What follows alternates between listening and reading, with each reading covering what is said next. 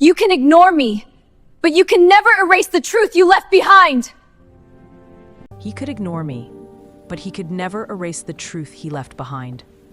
The hotel's private dining room was quiet, the kind of quiet money creates.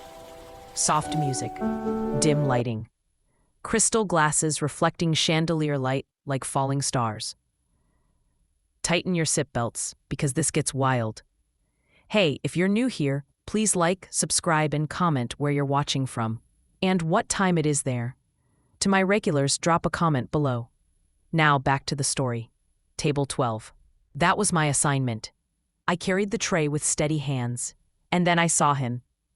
Jun Seo-hyun, CEO, richest son of the Seo family, engaged to be married in 3 days.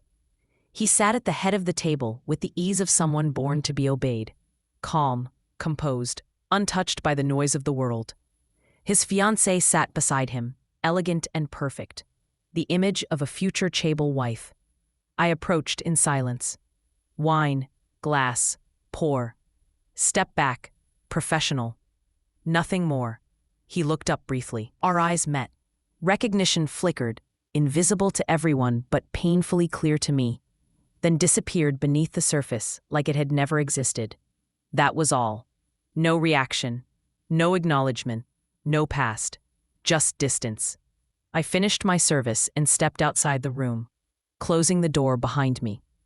Only then did I release the breath I had been holding.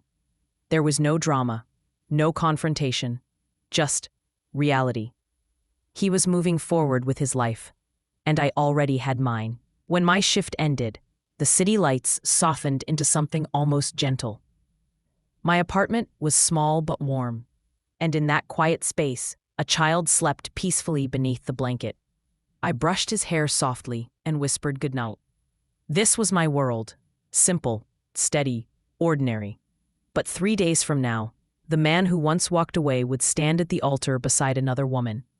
And that truth rested inside me like winter air, cold, clear, undeniable. Yet life does not pause for old wounds. So tomorrow I would wake, work, keep moving, because strength is not loud. Sometimes, it is simply the choice to continue. The second night should have been easier. Routine has a way of softening reality, turning shock into something quieter, something bearable. But fate enjoys repetition. Table 12, again. The same private dining room, the same crystal glasses. The same soft music flowing like water over polished marble. And the same man seated at the head of the table, Jun So-hyun. His posture was unchanged, his expression identically composed, as if the previous night had never existed. The only difference was the people around him. Senior executives tonight, calm voices, polite tension, business woven into dinner conversation. I set the wine bottle onto the stand. His eyes lifted, briefly, a subtle acknowledgement, not of me, but of the role I played. A server, a staff member, nothing else. Please take good care of us, one of the directors said kindly. I bowed. Yes, sir. I began pouring, glass to glass, measured, steady. His fiancée wasn't here tonight. Only contracts, strategy, power. Someone mentioned the wedding preparations. Someone else congratulated him. He nodded once, polite, detached, the kind of agreement given by a man who had already learned how to live with expectations. I finished my duty and stepped back, disappearing again into the quiet rhythm of service. No one knew anything, no one suspected, and perhaps that was for the best. The evening ended as smoothly as it began. No words exchanged. No glances lingering long enough to matter. Just distance, defined, protected, maintained. Outside, the night air was cool against my skin when my shift ended. Home waited, warmth waited, small hands, soft breathing. A world untouched by boardrooms or chandeliers. I unlocked the door carefully. A quiet apartment, a sleeping child, peace. I sat beside the bed for a moment longer than usual, not thinking, just breathing. Because sometimes life places the past directly in front of you. Not to reopen it, but to remind you what you chose and what you must protect. Tomorrow would come, work would continue, and across the city, preparations for a wedding would move forward as planned. 3 days. Time has a way of moving, even when the heart does not. Some people believe pain fades with time, but it doesn't. It just learns how to stay quiet. The third night, the restaurant felt sharper somehow. Brighter lights, louder laughter, polished shoes against marble floors. A private event had been arranged, exclusive, elegant, untouchable, and I was assigned to the main hall. Not the private room. Not him. Just routine service. At least, that was what I thought, until I heard her voice. Graceful, soft, lightly amused. Han Soo-min. Standing beside the grand piano, greeting guests like a hostess born for it. Perfect posture, perfect smile, a diamond on her finger, catching the light with every movement. And beside her, Jun So-hyun, calm, immaculate, effortlessly distant. I carried a tray past them, invisible, a staff member in a black uniform, blending into the edges of the room the way shadows do. It should have been simple, professional, forgettable, until one guest spoke a little too loudly. "Is this the waitress you mentioned?" Soo-min's gaze shifted toward me. A pause, a small, polite smile. "Ah, yes." Her heels clicked lightly as she approached. She wasn't unkind, just precise. Someone who knew exactly where everyone was supposed to stand. "You're from the staff here, correct?" "Yes," I answered. She nodded, still smiling. "Then please be careful tonight. This event is important. We wouldn't want any unnecessary attention." Her voice remained gentle, refined, but the meaning was clear. Don't exist more than required. Someone nearby laughed quietly. Someone else agreed. A harmless moment. On the surface. I bowed. "Yes, ma'am," and continued working. Nothing dramatic happened. No tears, no confrontation. But standing there beneath the chandelier light, I felt the line being drawn again, crisp and unmistakable. Her world, and mine. Across the room, So-hyun spoke with investors.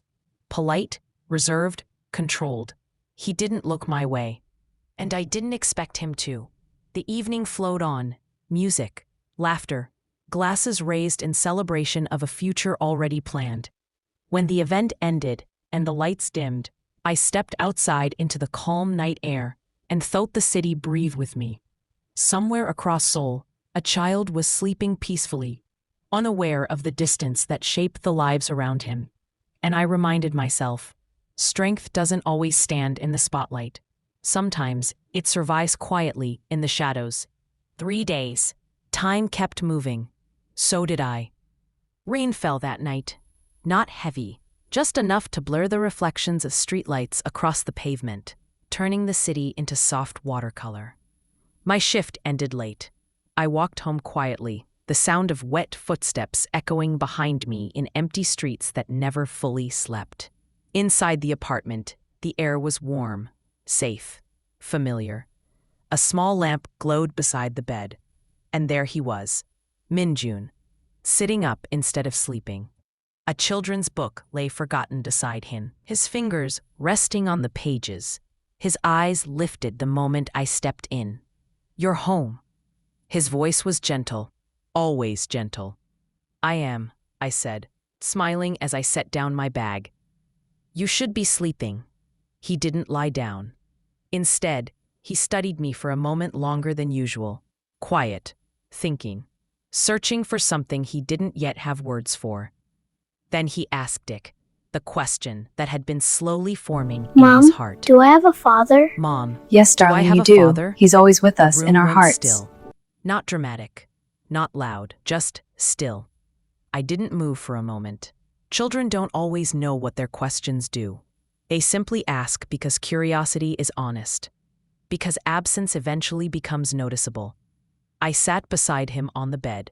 His eyes didn't waver. "Yes," I answered softly. He nodded as if he already knew. Where is he? I looked at his small hands resting over the blanket. The same faint curve in his fingers. The same quiet composure. So much of him reflected a world he'd never seen. He lives far from us, I said.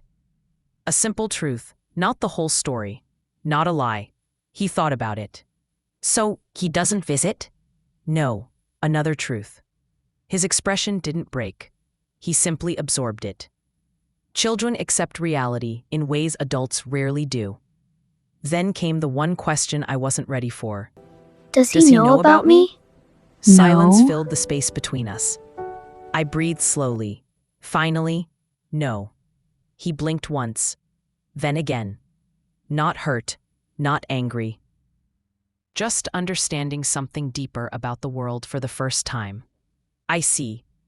He lay down quietly. I pulled the blanket up to his chin and smoothed his hair. The same dark strands, the same soft fall across his forehead. Sleep, I whispered. He nodded, but his eyes stayed open a little longer than usual, gazing at the ceiling as though piecing together a puzzle only his heart could see. Eventually, sleep found him. I remained sitting there, still as the night around us. Outside, rain traced quiet patterns against the glass. Inside, truth continued existing, whether spoken or not. Some distances can be crossed. Others must simply be lived with. For now, morning arrived quietly. The kind of pale, gentle light that slipped through curtains, as if it didn't want to disturb anyone. I made breakfast, packed a small lunchbox, helped Minjun tie his shoes. Life continued, step by step. Work, school, days passing like folded pages. Until the afternoon, everything paused again. I had been called to the hotel lobby. A staff request, the manager said. Formal tone, careful expression, something unsaid between the words. When I reached the marble floor of the lobby, I understood why. She was waiting there. Madame Choi, Jun So-hyun's mother. Elegant, controlled. Wrapped in quiet wealth that didn't need to announce itself. She stood near the tall glass windows, watching the city with a stillness that felt deliberate. Her eyes turned toward me, sharp. Not unkind, but assessing, measuring. Miss Lee, she said softly. I bowed. Yes, ma'am. A pause followed, long enough to make the silence meaningful. May we speak privately? We stepped aside, away from staff and guests. The hotel hum faded to a distant murmur. She looked at me for a long moment, not with curiosity, not with warmth, with certainty. You work here now. It wasn't a question. Yes. And you plan to remain? For now. Another pause. Her hands were folded neatly in front of her. Her voice remained calm, almost gentle. Seo-hyun is getting married. I know. 3 days. Yes. The city moved beyond the glass, cars passing like small fragments of time. But in that moment, everything felt still. Then she spoke the sentence she had come here to deliver. If you ever show up again in his life, I will destroy you. She didn't raise her voice. There was no anger. Just fact. Quiet. Final. As though the weather were being reported. My fingers tightened slightly at my sides. Not out of fear, but out of the need to remain composed. I have no intention of interfering, I answered. Her gaze didn't soften. This world is not kind, Miss Lee. And my family, even less so. There are things you do not wish to learn the hard way. Silence rested between us. Not hostile, not cruel. Simply, absolute. I don't belong to his world, I said, and he doesn't belong to mine. She studied me, as if searching for any sign of weakness. Then she nodded once. Good.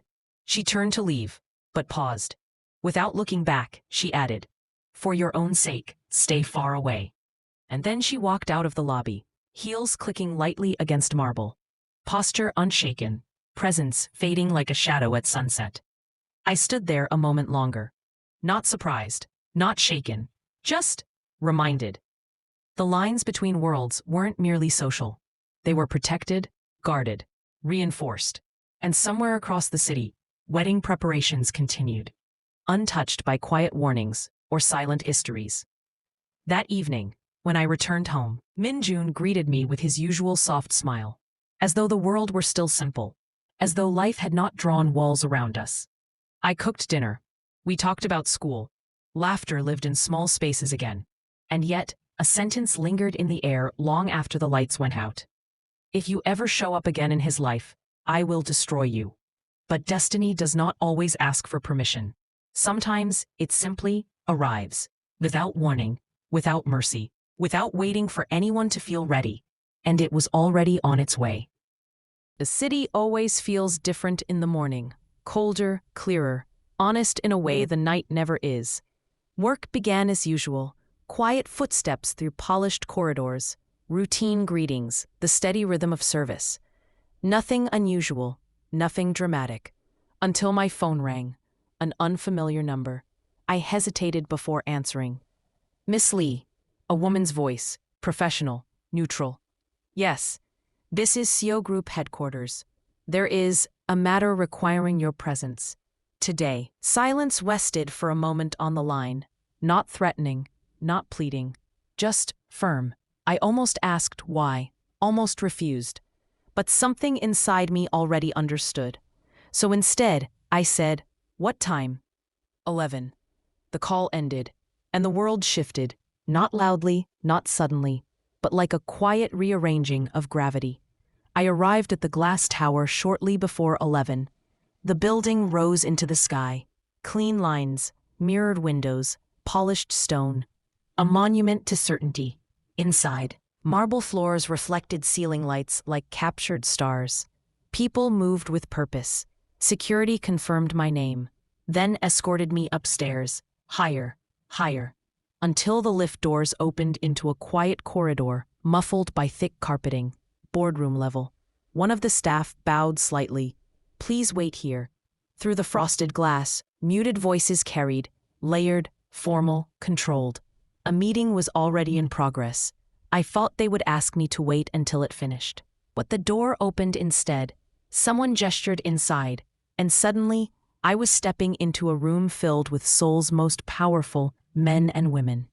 Silence fell, not gradually, immediately, as though my presence rewrote the air.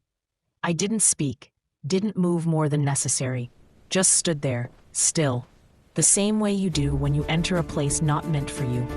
At the head of the table sat Jun Seo-hyun. His posture was perfect, expression steady, eyes unreadable. For a brief second, the world narrowed to a single point. Recognition passed between us, unspoken. Then the spell broke. A director frowned slightly. Who allowed an outsider into this meeting? Another voice, irritated, clipped. Stop the meeting. Chairs shifted. Papers settled. Eyes turned. I bowed politely. My voice remained calm. I was asked to come. No one spoke for a moment. Not in refusal, not in welcome, just evaluation. Seo-hyun finally leaned back slightly, hands folded loosely on the table. His voice, steady, controlled, broke the silence. "She's here because I asked." There are moments in life when sound disappears, not because the world grows silent, but because your heart beats louder than everything else. That was how the boardroom felt. Still, dense, watching. I stood near the door, composed, steady, as though I belonged there. But I wasn't alone. A small hand curled around mine. Warm, certain. Min-jun. His eyes were wide, taking in the polished table, the walls of glass, the sharp suits, the cold power filling the room. He didn't understand it, but children don't need language to feel tension. He simply looked up at me, then at the man seated at the head of the table, Jun Seo-hyun. For a heartbeat, no one breathed. Executives exchanged glances. Someone cleared their throat. Someone else shifted their chair. But no one spoke. Because the boy's face, the resemblance, it was undeniable. The same dark eyes, the same quiet seriousness. Even the same way his brows drew together when he was unsure. A director finally whispered, "He looks," then stopped, because saying it aloud would make it real. Seo-hyun's expression didn't break. Carefully neutral, perfectly composed, as though control alone could bend reality back into alignment. Why is a child here? One board member asked. Not unkind, just unsettled. I bowed slightly. I didn't wish to leave him alone. The words were simple, but their meaning rippled through the room. Silence followed, heavy, unavoidable. Then, before anyone could continue, Min-jun let go of my hand and took a small step forward. Not afraid, just honest. His voice was soft. Appa? Appa! No one moved. Chairs, pens, breaths. Everything froze. Seo-hyun didn't react outwardly, but something small, flickered in his gaze. Not recognition, not denial. Something closer to shock, trapped beneath restraint. The board member stared. Not at the child, at him. Because the answer wasn't mine to give. It was his. Min-jun tilted his head. That same familiar gesture. Eyes filled with quiet confusion. Appa, Appa! why are you pretending Mom, you is he don't know my me? father? It wasn't He accusation, asked. just innocence. And innocence cuts deeper than anger ever could. My breath stilled. This wasn't supposed to happen. Not like this, not here. But children don't understand careful timing. They only understand truth. A senior director finally found his voice. Chairman Nim? Every gaze turned to Seo-hyun, seeking confirmation. Reassurance, denial, anything. He closed his eyes briefly, as though resetting himself, then opened them again. Calm, controlled, but not quite untouched. Continue the meeting, he said quietly, as if words could erase what had already been seen, as if control could redraw bloodlines, but nothing moved. No one spoke, because power bends to truth eventually, and the truth was now standing in the middle of the boardroom, wearing small shoes and holding a toy car in his pocket. I stepped forward gently and placed a hand on Min-jun's shoulder. That's enough, I whispered. Stand beside me. He nodded, obedient, trusting, but still confused. We stayed like that, a quiet triangle of history, consequence, and innocence, until an assistant entered hurriedly and whispered to the directors. The meeting adjourned, not officially, but inevitably. Chairs slid back, papers gathered, eyes refused to linger too long. People left, until there were only 3 of us. The man at the head of the empire, the woman he once walked away from, and the child who didn't know how deeply he had just changed the world. Finally, Seo-hyun spoke, not as a CEO, not as a chaebol heir, just as a man grasping for control inside a collapsing certainty. Come with me, he said quietly. And then he stood. His shoulders remained straight, but the ground beneath all of us had already begun to shift. The hallway outside the boardroom felt colder than the room itself. Wide, quiet, decorated with understated wealth. The kind of place where secrets were meant to dissolve into silence. He didn't look at me at first. He simply walked, hands in his pockets, steps measured, control wrapped around him like armor. I followed. So did Min-jun, small feet tapping softly against polished floors. We stopped at a private lounge, all dark wood and low light, a space built for conversations that never reach the outside world. The door closed, and then silence. Not angry, not chaotic, just full. He finally spoke, voice low, steady. How old is he? I answered the only way truth allows. 6. A pause.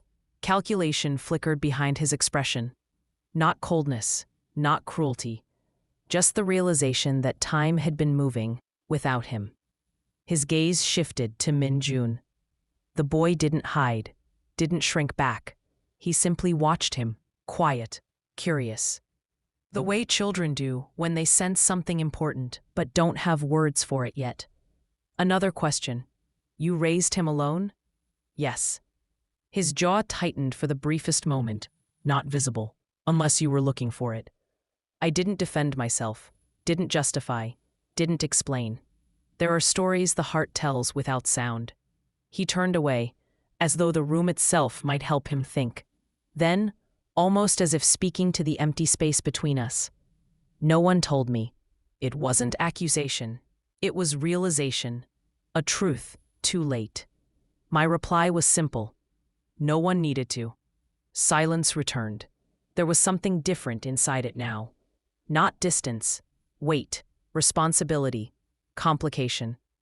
Before he could speak again, his phone buzzed sharply against the table. He ignored it once. It buzzed again, persistent, unavoidable. Finally, he answered. So Hyun speaking. A voice spoke on the other end, too faint for me to hear. But the meaning was clear from the way his shoulders stilled, then straightened, then hardened. When he ended the call, the mask of CEO authority had returned completely. They know. Just 2 words, but heavy enough to shift the ground beneath us. Who? I asked quietly. He met my gaze for the first time since the boardroom. Everyone who shouldn't. Meaning, the board, the shareholders, the world-orbiting power. And, I asked. He didn't answer immediately, because the answer was already arriving.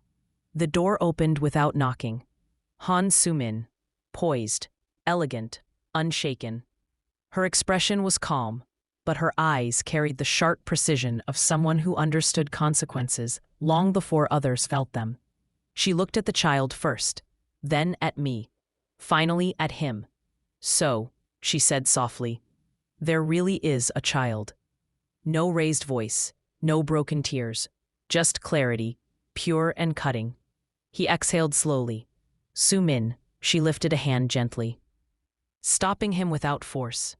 Your mother called. Another pause. Then the sentence that followed reshaped the moment completely. They want the wedding earlier, quietly, before this becomes a scandal. Silence rested between all of us. Like a blade, she continued, still calm, but I won't do that. His eyes narrowed slightly. What? Her smile was almost kind. Almost. I didn't agree to marry a man who belongs to another world, with responsibilities he's spent years hiding. Responsibility. A delicate word for a truth that had become impossible to ignore. She looked at Min-jun again, not cruelly, simply acknowledging reality. He exists, she said quietly. And because he exists, everything changes. Then her gaze returned to him, steady, unwavering. Break off the wedding, or lose everything. Not a threat, a certainty. Because scandals drown empires, and Chaebol families live on reputation. He didn't respond right away, because there was no simple response, only a choice, and choices carry weight. Especially when the past stands in front of you, holding a small child's hand. Soo-min bowed slightly, polite until the end. To all of you, I wish peace. Then she left. Her heels faded down the corridor until there was only silence again.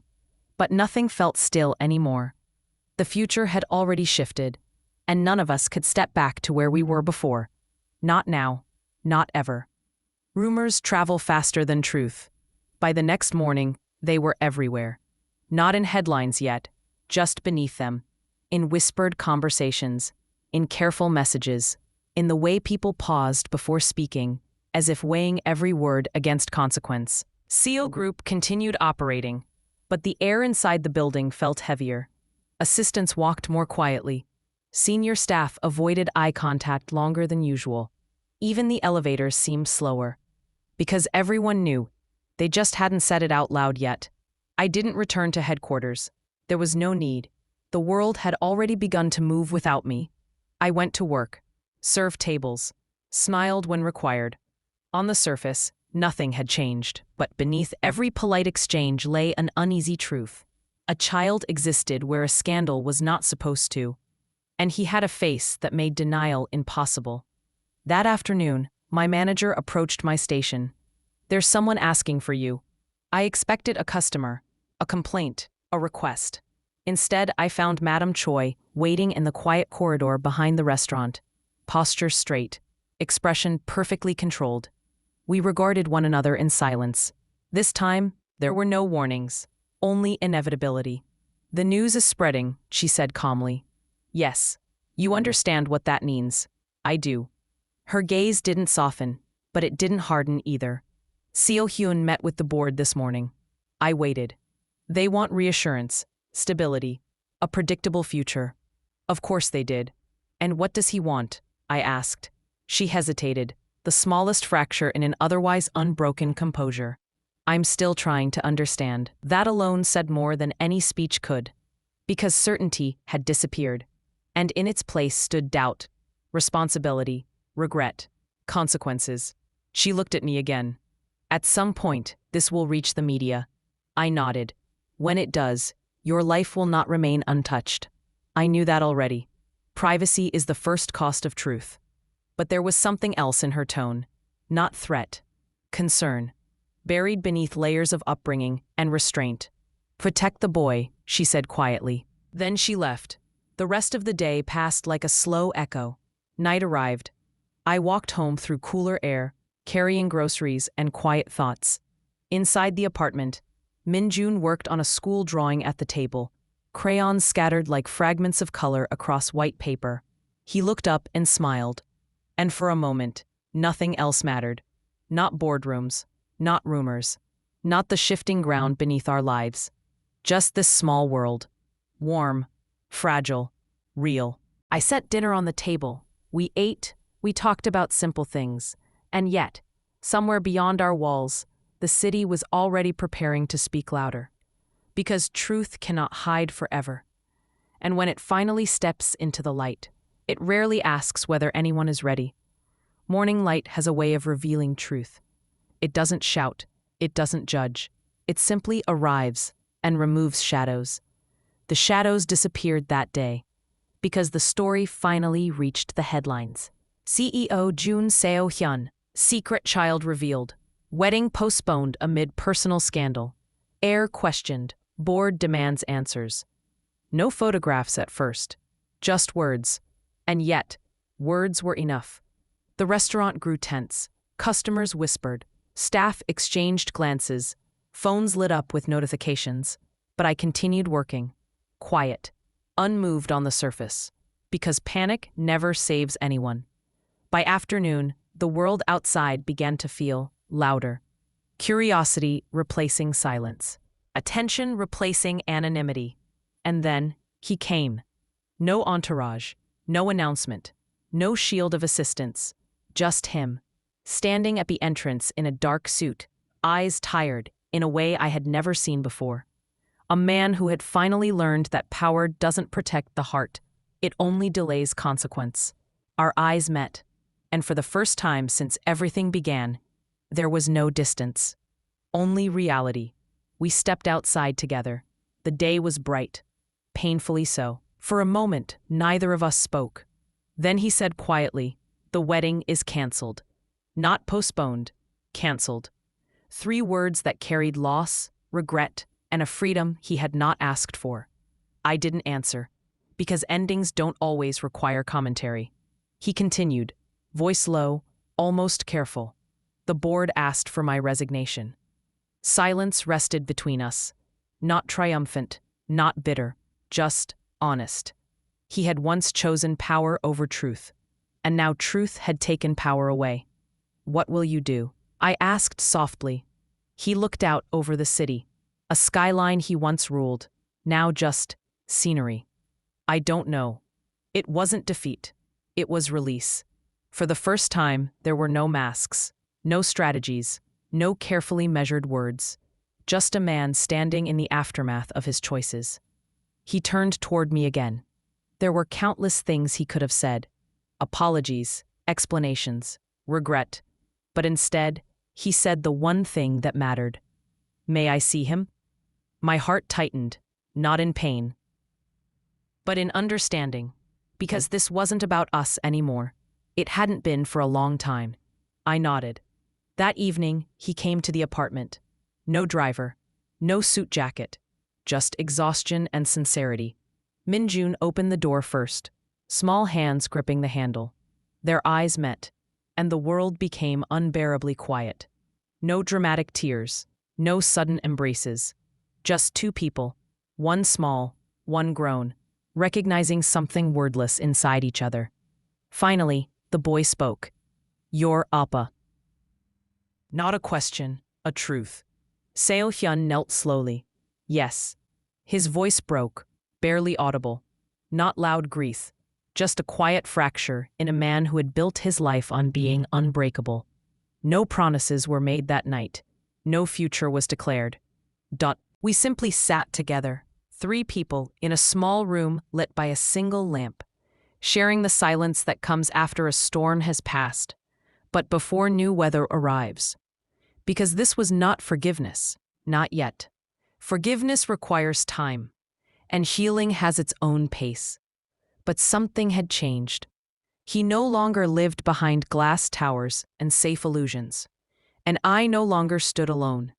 As the night deepened and the city outside softened into sleep, I watched my son lean slowly, carefully, against the father he had only just met. Not fully trusting, not fully afraid, just beginning. And in that fragile beginning, there was something more powerful than wealth, than reputation, than all the noise that had filled our world. There was truth. Unavoidable, unstable, but real. And sometimes that is enough. For now. So the story did not end with fireworks, or a kiss, or the promise of forever. It ended with a small boy closing his eyes beside the man who had finally chosen him, and a woman who had already learned that love is not measured in grand gestures, but in who remains when everything else has fallen away. Like, subscribe, and drop a comment below.